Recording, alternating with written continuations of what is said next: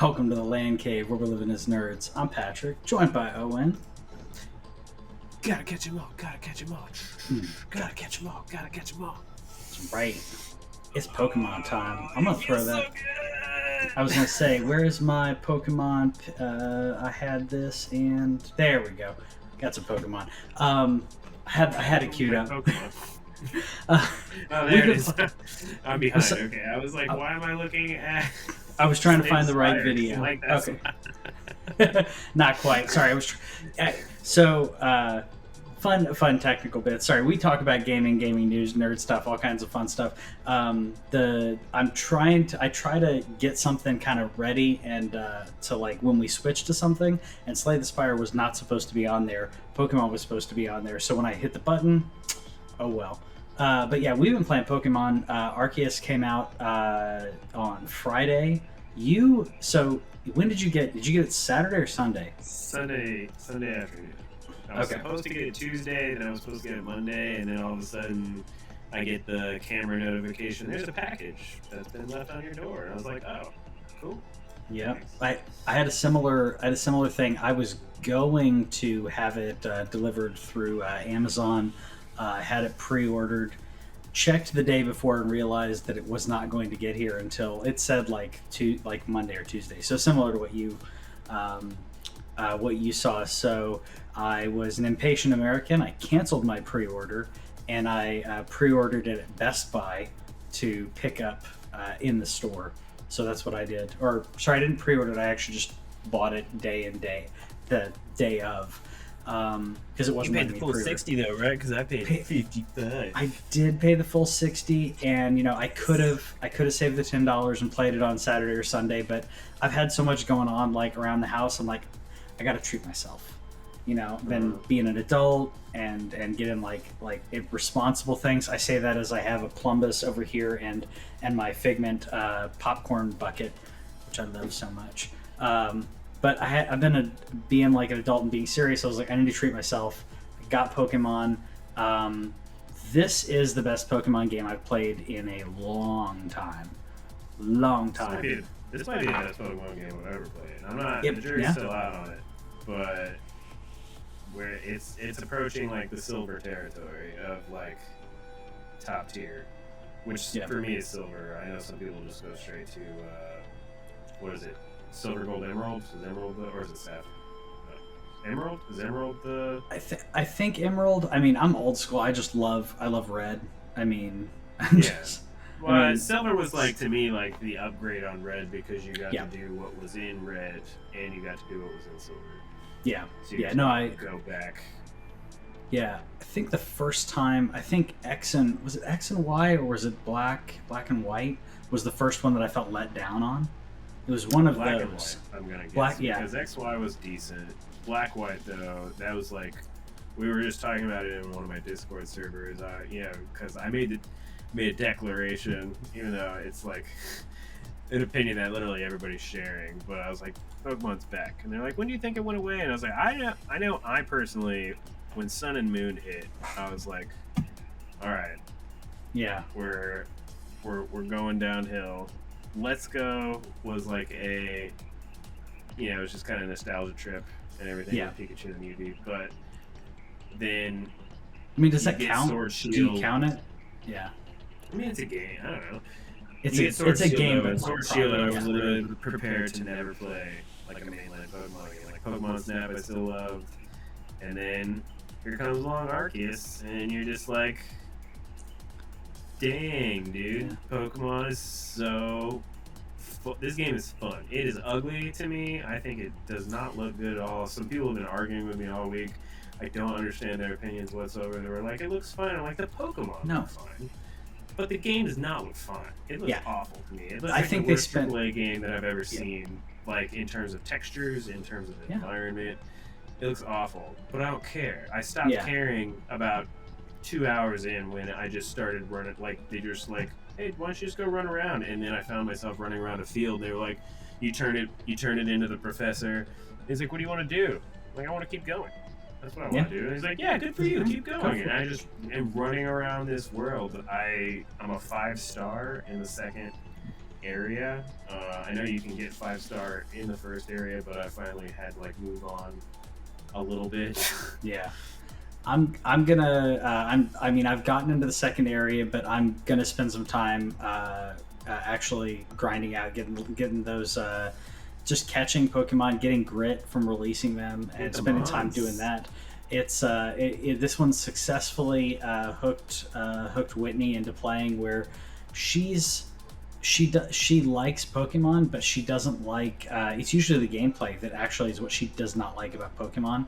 But the fact that the gameplay in this, having a mount, as well as the fact that your gameplay and your open world are basically the same, and it does. I mean, we can talk about how it's phasing you and combat versus non-combat and whatever.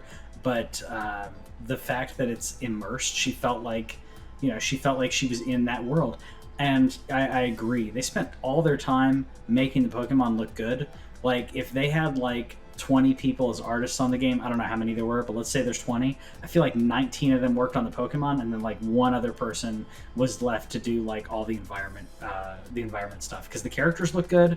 The environment looks trash. It looks like, and I'm not being hyperbolic, it looks like a GameCube game. It's not even, I mean, maybe Wii. So I'll go Wii.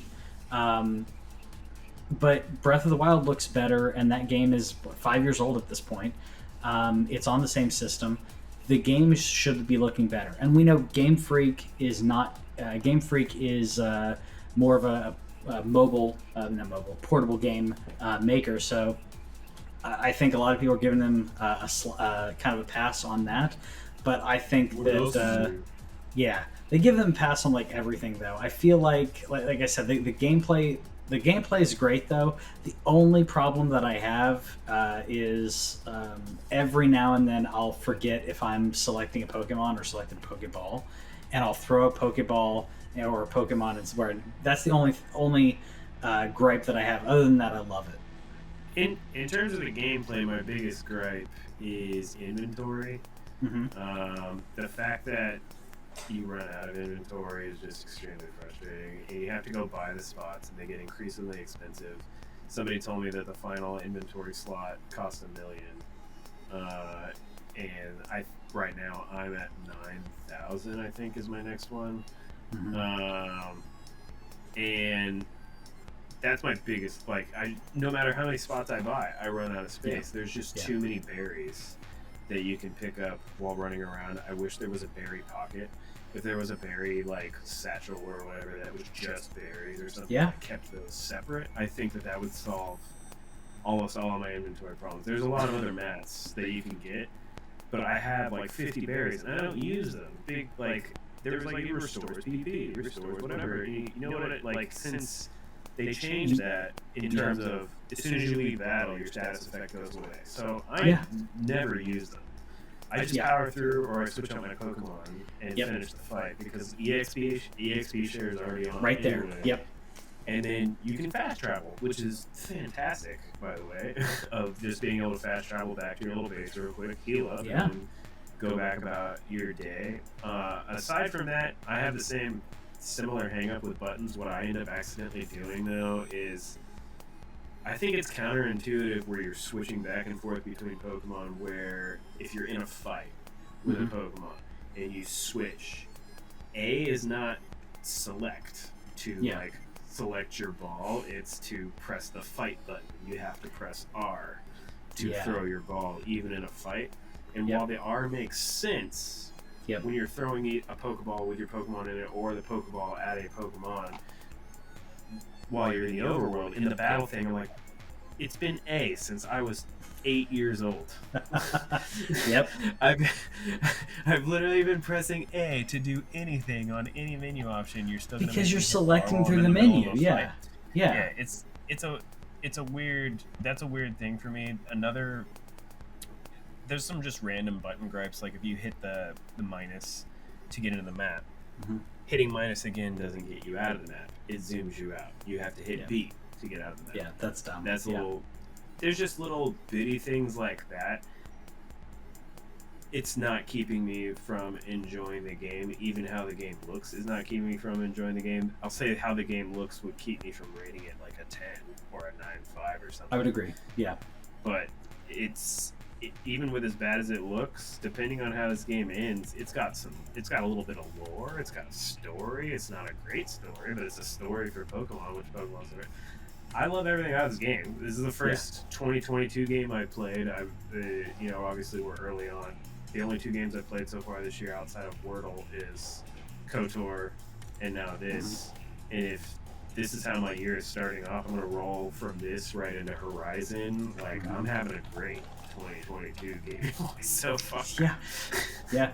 This is good so far. Next week, and let's see, so it would be coming soon, right? Next week I got Sifu coming out, which pre-ordered already?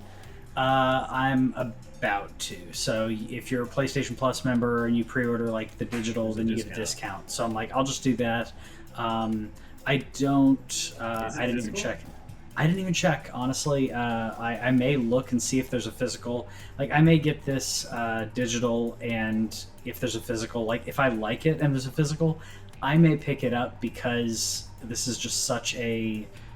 I love beat 'em ups. I love this, like, old school martial arts, like this just reminds me a lot of martial arts movies that I like Ong Bak or The Raid or any of Jackie Chan stuff. Use of the environments in this, as well as like the different techniques that you learn. I'm like, this looks really cool. And apparently, so you do get older per stage, but if you go to like another level or whatever, then you're not starting at like 45 or whatever. Like, I don't know if you start back at your youngest self or how that works, but I like the mechanic, but I love the martial arts aspect of this, the environment usage and all that. It seems really fun, and I've been waiting for a game to do martial arts well, where it's not just straight up button mashing. Because I feel like every martial arts game is either button mashing or like specific combos, like Mortal Kombat games and stuff. So I'd like to see. I'm hoping that this is like intuitive, but it also allows for punches and kicks and everything to gel in an intuitive way. It's not physical at launch. Physical spring. So a few months. See if I like it. That's the thing of. I mean, I've been on a physical thing. Like I came full circle. We've talked about it several times at this point.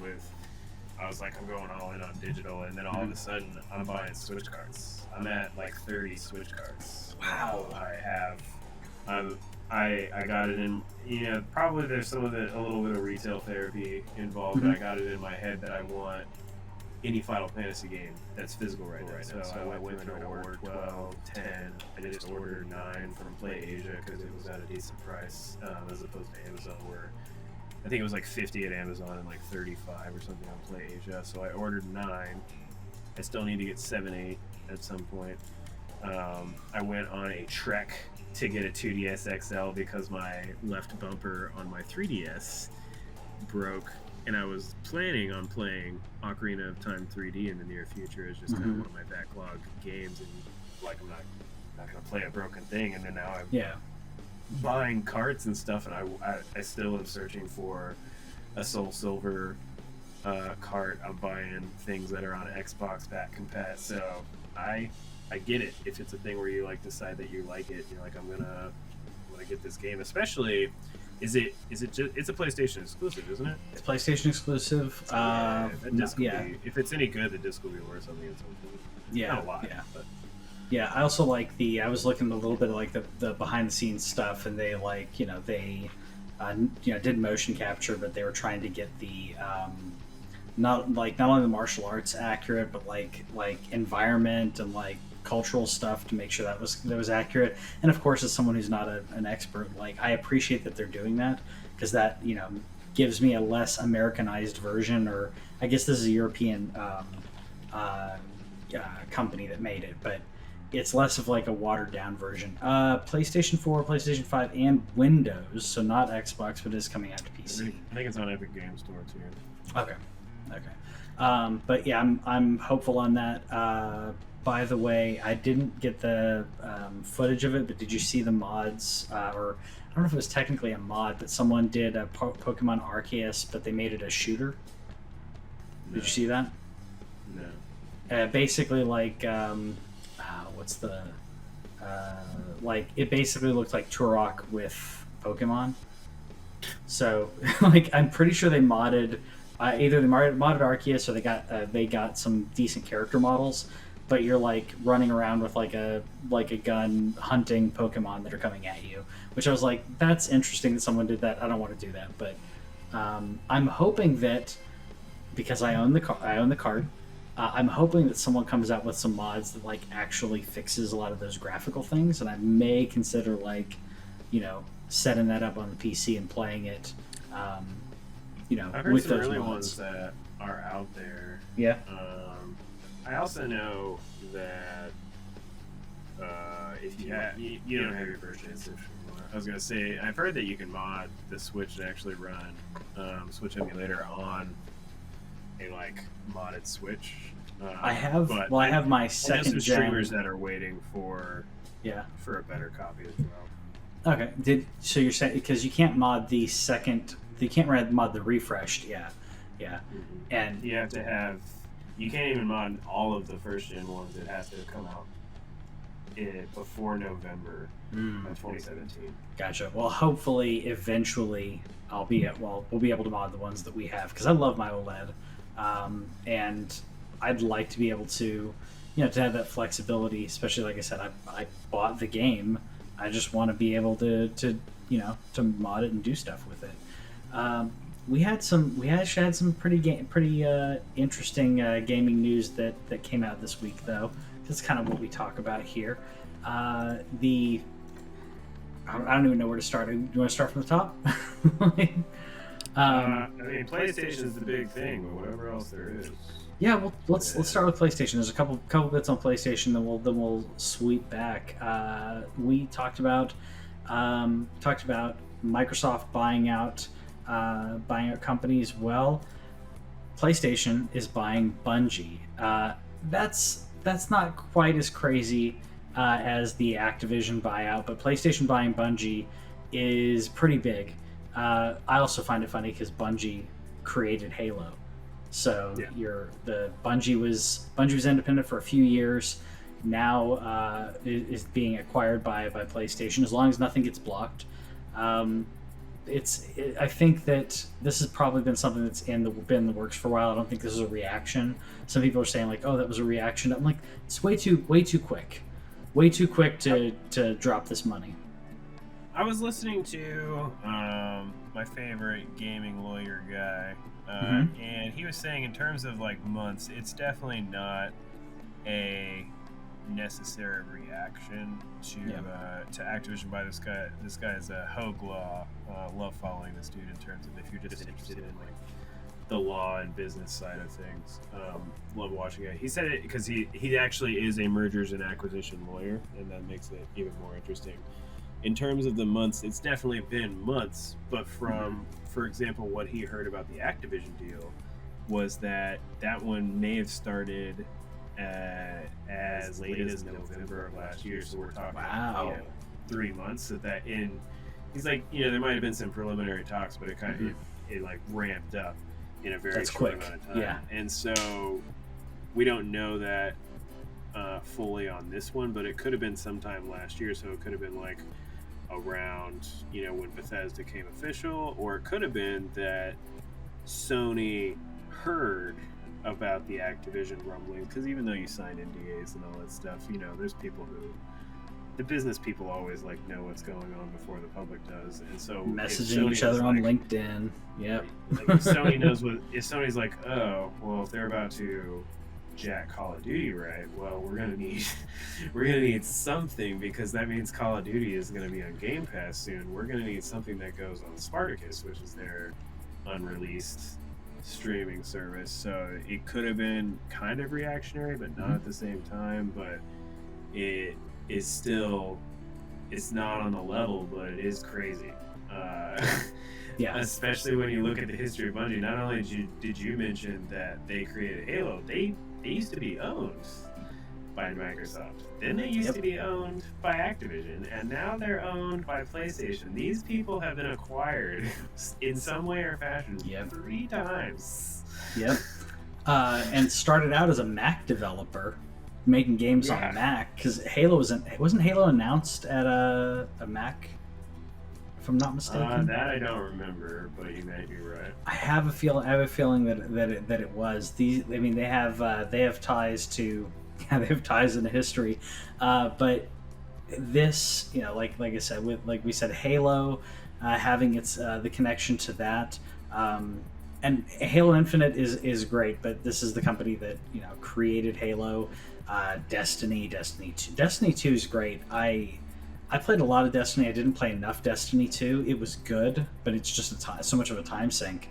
The question is, obviously they don't own Halo, so nobody has to speculate that. But Destiny 3, being possible PlayStation exclusive, could be interesting, because that comes on the heels of the Sony PlayStation investors call, where there's quite a few things that were named, but one of those things that I thought just segued perfectly into this, or the timing was perfect, was their announcement, or not announcement, but on the investors call, saying that they're going to have 10 games as a service by March 2024.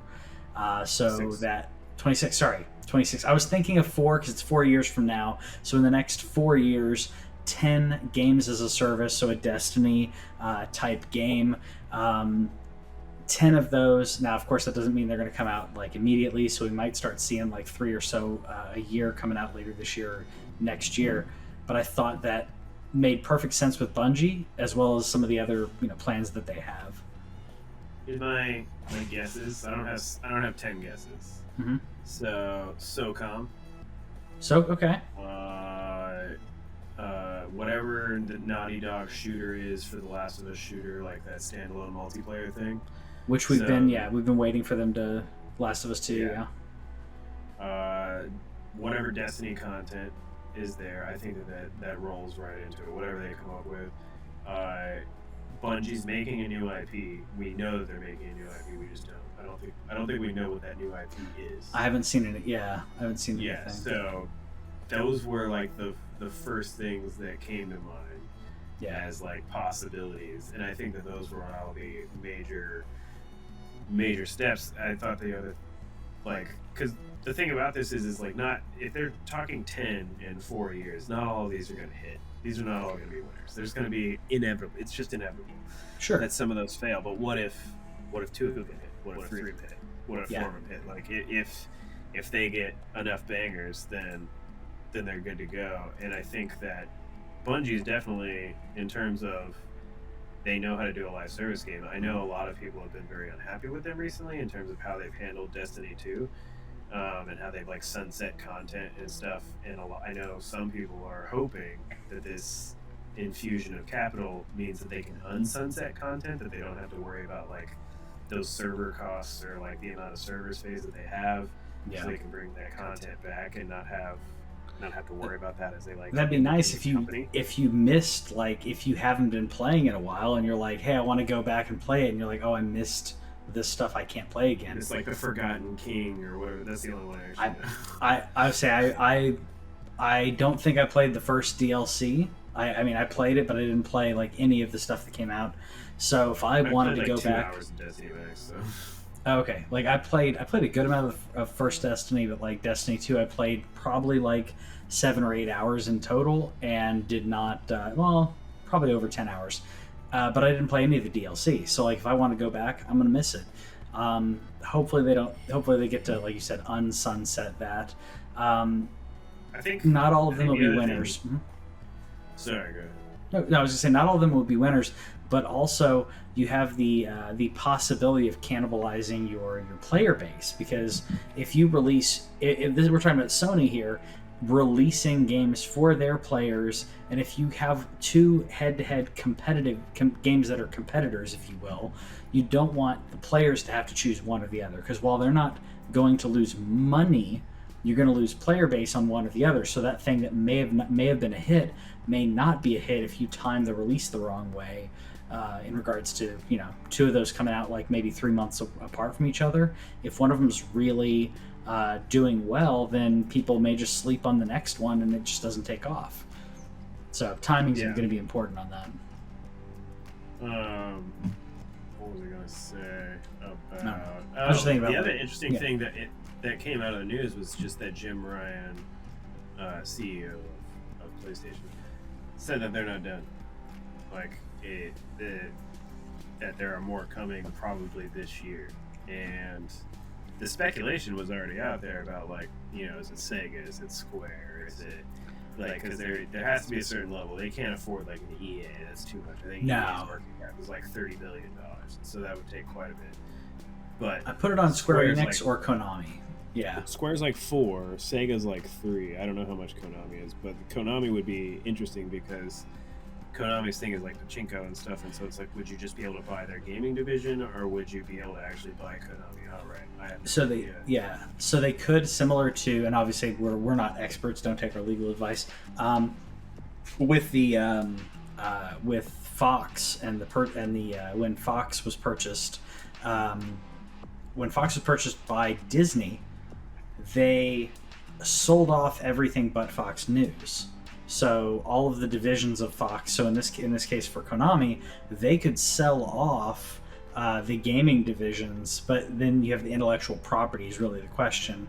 Do they care to have a specific intellectual property tied to a pachinko machine, or they want to have it contractually where they're like, we're able to make pachinko machines with our old IPs, but we're not making games anymore. They could contractually put that in where they keep their pachinko machines, and they could be like, we'll exclusively, if we want to make an exclusive Metal Gear pachinko machine or whatever they wanted to do, they could do that, where they're not competing with anybody, so they could contractually put that in there. If I was Konami, I'd probably do that because that's where they're making their money. And what the last couple Konami games that I can think of have not been doing that well, except Resident Evil's Konami, isn't it? Except for that. Oh, that's right. Capcom is another one that's like on the list, and then one that that I saw kind of floating around as like an idea today was because a lot of people are like From Software, but a lot of people don't realize From Software is actually already owned by another company, and I probably can't say it right, but it's Kadokawa. Is what it is, but Kadokawa apparently is a company that deals a lot with anime and I think manga. And those who don't know about all of Sony's like various holdings, they've already purchased Crunchyroll. They purchased the other anime company that was competing with Crunchyroll. I don't remember the name. What is the name of that company? Crunchyroll and Funimation. Okay. So they purchased those two already, and so if they're like, hey, we want From Software, hey, we already have a pretty big thing going with anime distribution, why don't we go after another anime company that happens to own one of the hottest game devs in the world? That's a win-win-win right there. Yeah. Those are all interesting. To me, though, every time we tried to guess, like, Bungie was not on my PlayStation Nope. bingo card. And so I'm like, which one is it? And then I was trying to figure out, like, which ones would I be okay with? And really, honestly, I don't know how much I'm okay with any of them. I would have said Square originally, but I've been buying Square games on Switch, and I've been enjoying that. But it really depends on, like, what their play is now, because with Bungie, they said... Bungie was allowed, I still don't know how, they were allowed to say they're going to maintain like complete independence. It's pretty much just capital. It's not true. There is no complete independence when you're owned for $3.6 billion. That doesn't exist. There's influence. We'll call it influence. Your owners can come in anytime they want to. It's not even just influence. They own you, bro. But they said that Destiny's remaining cross-platform. Their games are going to remain cross-platform. I find that all incredibly fascinating. So, I mean, if they were willing to buy a Square or a Capcom and say, yeah, we'll keep releasing games on Switch, that's fine. It really seems like the arms race isn't is starting to trend, at least in Sony's manner, not towards hardware, but towards just owning it, and then whatever this, whatever Spartacus turns out to be, that it might just be having a service, having their own whatever distribution service through that is on their hardware or through the PlayStation app on your phone or whatever, and then also maintaining a high thing with Steam, which Steam is working out very well for them. God of War went gangbusters. Horizon did pretty well. Even Days Gone, I think, did decent on Steam. I don't know. It's a really, weird time. It's a really easy thing to like go like off the cliff, but it really feels like, I don't know, is there gonna be a PS6 or are they gonna figure out other ways of doing things? Man, I hope that there's going to be a PS6, but at the same time, like, are we getting into a realm where the services, right? I'm not saying you'd be able to play any services on any service, anything and everything, but if we get away from needing that, then you could just have, I don't know if that means that they would come out on Xbox, but we may be in a situation where the next generation you can pick whichever console you want if you have a PC. Bravia TV. If you have a Bravia TV, I was going to say I have a Bravia TV. If there's an ability to stream off of that, or it may be a situation where, and we're basically in that situation from an Xbox standpoint. If you have a gaming PC, then you could just have a gaming PC and a PS5. You don't need an Xbox Series X unless you're wanting to have the convenience of the console aspect, because the games are also on PC. But at the same time, that's a different animal. If you're a console gamer like we are for the most part, the convenience and ease of the console is nice in comparison to a PC. I don't know how it'd be really weird if we're in a situation where we no longer have a PlayStation console, but it's only a streaming service, or it's a it's a service that is going to be on other consoles.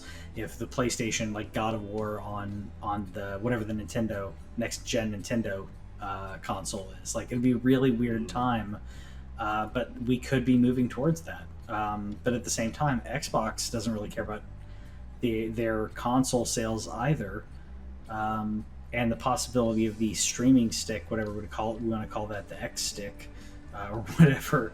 If that comes out where we can stream Xbox games off of a Chromecast-like stick, we may not even need consoles if you've got a really good internet connection.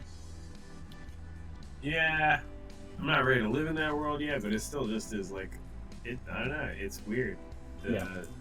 It's weird, like, because Bethesda did go exclusive, and Sony's first big thing, like, Insomniac was different. That was a few years ago.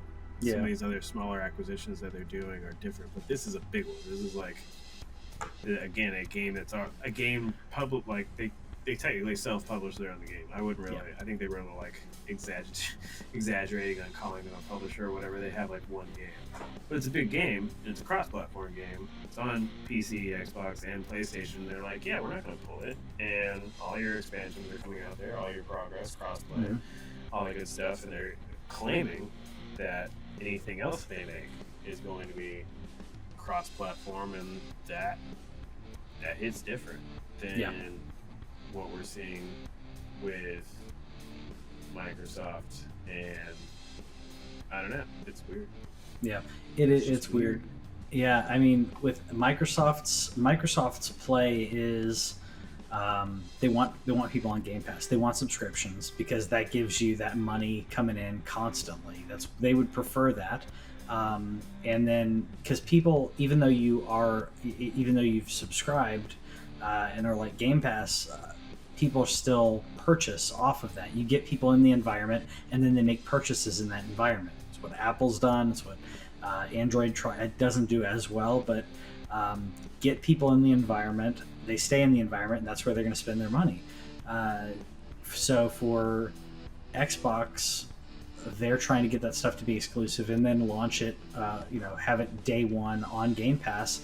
It's a different business model. I'm curious what PlayStation's going to do with, like you said, Project Spartacus. What all is that going to be? And then, what are they tweaking right now? Are they waiting right now to tweak the not necessarily the service, but like, is it pricing that they're tweaking? Are they debating to do day one games on their streaming service? Because if day one games are on Spartacus, then that's an easy buy for me. It's an easy sub for me to do day one PlayStation games. As part of that, yes. Then Game Pass, honestly, right now, just because of where I'm playing, not as an insult to Game Pass, but because of just the amount of games I've been buying on PlayStation. Yeah. And the fact that, and Switch. PlayStation and Switch, to be honest. But I got my notification that finally all that cheap Game Pass that I bought is about to expire. I went ahead and re-upped it to the end of the year through some stuff on CD keys. Where I got 33% off right now, by the way. Yeah, but I had to seriously think about it. I was like, do I cancel this for right now? And what got me was that I thought about going down to the $9.99 model, and it doesn't come with gold, which is still, as far as I know, required to play online. So if I want to jump into some Halo or something, I didn't think it needed to be Halo gold. completely free to play. I think the multiplayer one is, but I thought gold gives you the game aspect, the multiplayer aspect. I thought the base one allows you to play on the internet, but does not give you the games and access to that. So if you go gold, you get the game access, but ultimate gives you PC, if I'm not mistaken. That's where it gets confusing then, because it wasn't. Because we have three different levels of I re-upped because of to be able to dip in and play a first party game. Like Redfall is coming out in the summer. I just pulled this up. Scorn, that's the one that's kind of inspired by Alien. It looks like the Geiger, like really weird looking stuff. Stalker 2, I don't know if I'm going to play that, but I'm going to play Scorn. Bethesda, Starfield's coming out later this year. I re-upped specifically to say, well, I want to be able to play these the day that they come out and not have to throw down money. So for, instead of spending, it's with the discount, it's obviously less. If you're getting CD keys for 33% off, like it's like $120 a year. So that's the price of 2 games. You get to play all the games, all the exclusive games. So to me, it was worth it for that reason. And then the free games with gold and the Game Pass stuff that's just randomly on there that I'll pick up something and play. I think it's the best deal. Xbox. So it's the fact that Xbox Live Gold is required to play online, as far as I understand it. Xbox Live is just being online. Okay, I thought Xbox Live Gold is not included in the $9.99. It is included in Ultimate, and Xbox Live Gold separately, I think, is like $60 a year or something. Yeah, I guess I got that confused because when they changed it, I thought they changed it was like you can play online with the Xbox. What's the other one? Not Gold, the lower tiered one. Just Xbox Live, I guess. Xbox Live, yeah. It used to be Silver, I think. Yeah, I thought that one meant you could still play online. Yeah, maybe I'm wrong. I thought that meant you could still play online with that level. You didn't get access to the games. You don't get access to Game Pass. You don't get Xbox games with gold, deals with gold, that sort of thing. But I thought with Xbox Live, free to play. Okay. These games, Xbox Live Gold subscription for free to play, so I don't know if that includes Infinite or not. But gotcha. That does mean I couldn't play COD because COD is not free to play. Like, I mean, not yeah. But like, well, you would have to own Halo Infinite as well, which I think you do. But I do. Those who are like baby. But those people who are like, it's another thing that we preach on here is Game Pass is a great deal, but they can take out that game at any time. You don't own the game, and yes, if you buy the game digitally, technically you don't own it either. But at any time, those games on Game Pass, like they can take those off, any of them at any time. It's actually a good business tactic to do that regularly, because then you get people to go, oh shoot, I need to purchase this because it's coming off of the live service. So if that's a game that you really like, purchase it, get it in your collection somehow, because otherwise you're going to lose access to it. It's still worth it, in my opinion, for the Game Pass stuff, though.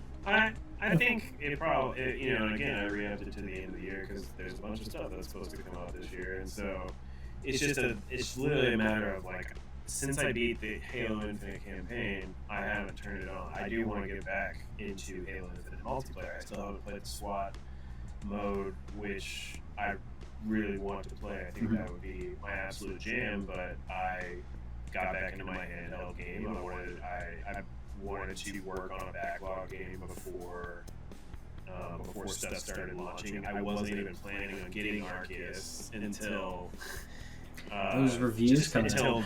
Well, it wasn't even just reviews. It was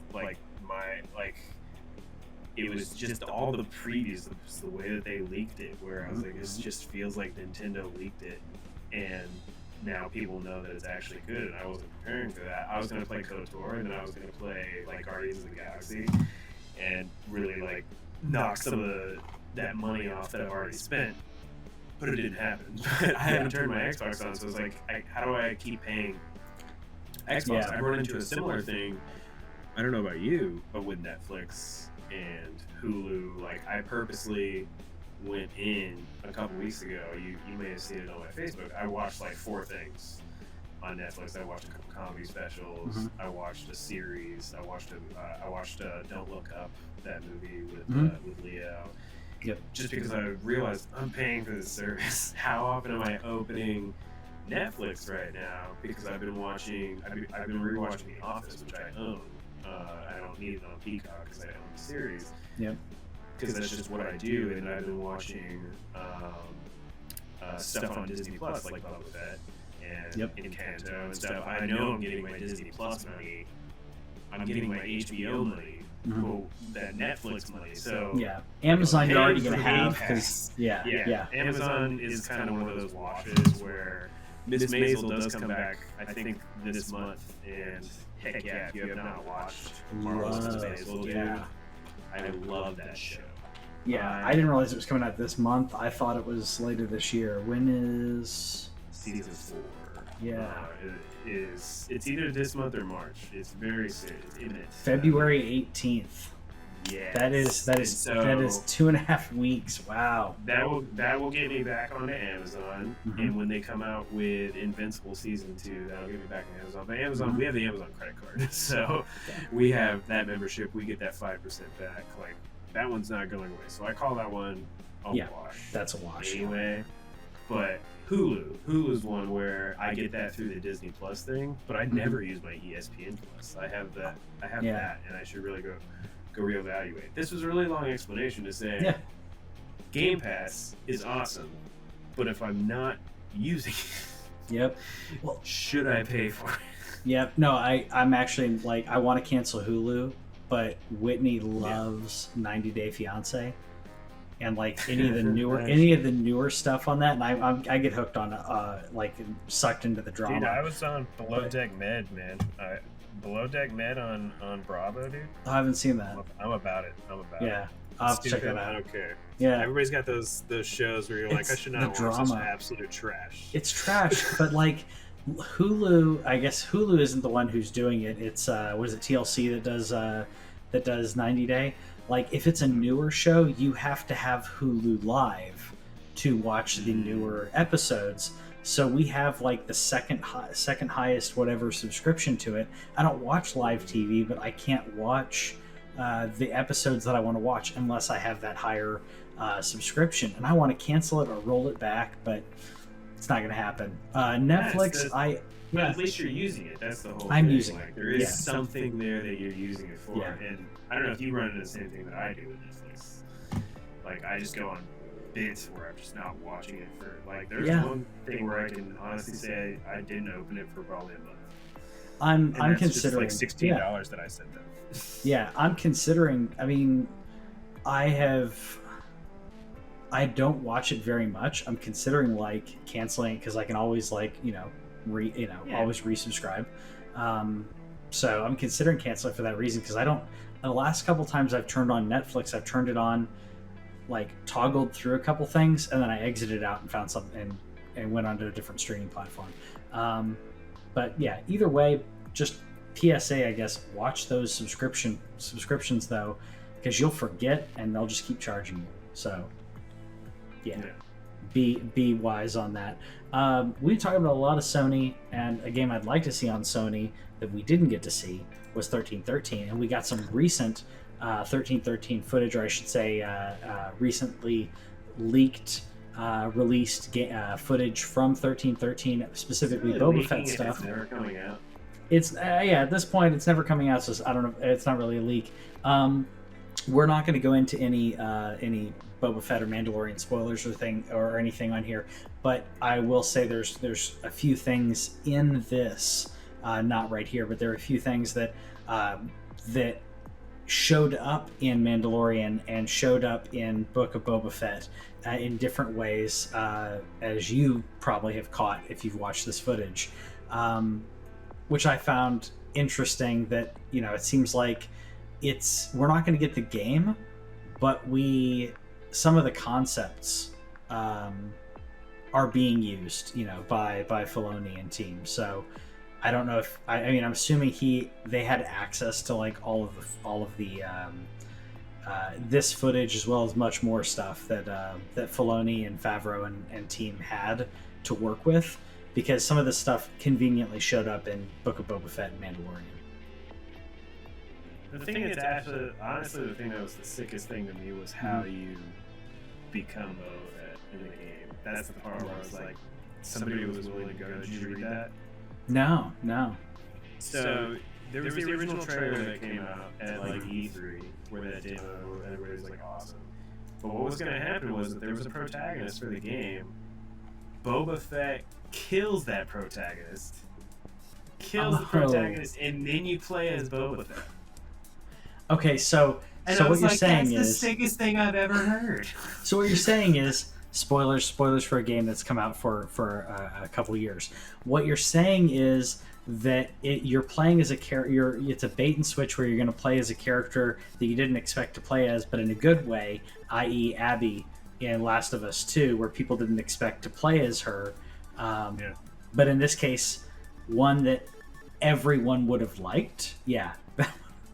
That would have been an amazing switch, sick, bro. Like, just kill it. Like, what a cool character concept of like, oh, dude, who's gonna be mad? And then the game's not over. Yeah, like who knows when that happens within the game? Like, what if it was like 5 hours in and you're like, wait, was this just a really crazy short game? And it's like, no, you're Boba Fett now. Who knows? Boba Fett now. But and I got some real Uncharted vibes watching this clip. Like, same. The traversing, the climbing up the walls, like. This feels very like this isn't a PlayStation game, but it felt very PlayStation in terms of how you're moving around, you're chasing somebody over rooftops and whatever. Like, it's cool. This it's cool, very man. Uncharted on this. Yeah, Star Wars is cool. It's sad that we're not getting the game, but I think that now, well, we know, especially with the news about Respawn making Star Wars games, and how Book of Boba Fett, how Mandalorian is done. Book of Boba Fett's had some mixed reactions, but I think that the executives are realizing, like, oh, we could make money off of this, and it doesn't have to always be lightsabers. It doesn't always have to be Skywalker's lightsabers. It can be, this is a huge world, which is something that we've known forever. But I think the executives were afraid. Executives at Lucasfilm, and I'm not saying it's all Kathleen Kennedy, but like I feel like a lot of people were afraid of going too far away from the Skywalkers, going too off to the side, and now we realize, or I think they're realizing that like people will like it if it's good content, and Star Wars is a very rich world. So That's there was a recent thing because we had the news that last week, right, where EA is going to be coming out with 3 Star Wars games. So that was new Respawn, news. yeah. Respawn, yeah. So Respawn is coming out with it, and we're happy about that. But I heard like another take where they just, which I get it, but it felt very, I don't know. I'm an old Star Wars fan. I've been a fan for over 30 years now. And there's people who have been fans longer than I have that, saw the originals back in the 70s and 80s. And there's that old head opinion that Star Wars is being like run into the ground, right? And I know you probably don't agree with that because you're similar to me. We have different opinions on different parts of the movies, but where I was like, this is one of the greatest universes of all time, and they barely scratched the surface. There's so much stuff you could do. The Force is so weird. There's all kinds of Force beings out there. I mean, you saw some cool stuff in Jedi Fallen Order where I was like, they could do a whole bunch of stuff with these people who are like kind of dark side, but not Sith, but just also tapped in. There's a bunch of light side related things. There's gray Jedi type situations where there's people that they trained themselves or however they got trained and they know how to do stuff. And there's everybody else that there's just worlds and creatures. There's no way that this series can get run into the ground for me. Every time something new comes out, I'm always interested in at least exploring it. I may not like it. There might be parts of it where I'm like, but overall, I always come back. It's not running to the ground for me. I understand that they're definitely milking it. They absolutely are. But if it's good, I don't care. I don't think that they're running into the ground at all. I think that the pacing, I mean, if anything, you could say that Marvel's pacing last year with Falcon and the Winter Soldier, WandaVision, and Loki, was really and that was because of the COVID delays and everything. It wasn't supposed to come out that back to back to back. But from when it comes to Star Wars, they've paced this. It's not coming out all at once. They're not a month away is this and a month away is this. We've got Book of Boba Fett going on right now. We haven't had an announcement, I don't think, about the next Mandalorian season. I think people were assuming that it's going to come out towards the end of the year, and a December or so release. We got Obi-Wan that's supposed to come out, but again, I feel like these are coming out spread out enough that people have time to watch them. People aren't feeling overwhelmed. There's not an overlap. 2022 is there's no, just sometime this year. Okay. Yeah, that's what I figured. That's what I figured. So, and Obi-Wan is next year, right? Or is it this year? I'm getting my years mixed up over here. Again, COVID messed up everything anyway.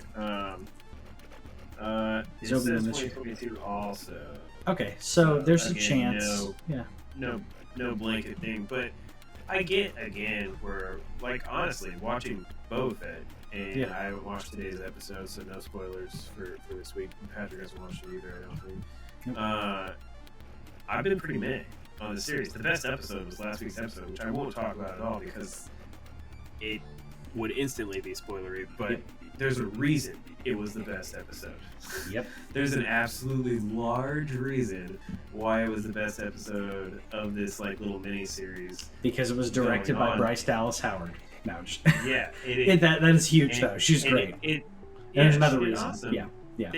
And it speaks to those moments where I don't feel like they're running into the ground. I feel like sometimes they pick a story and don't do a good job with it. And I heard this episode is good, so we'll see what my opinion is after this evening.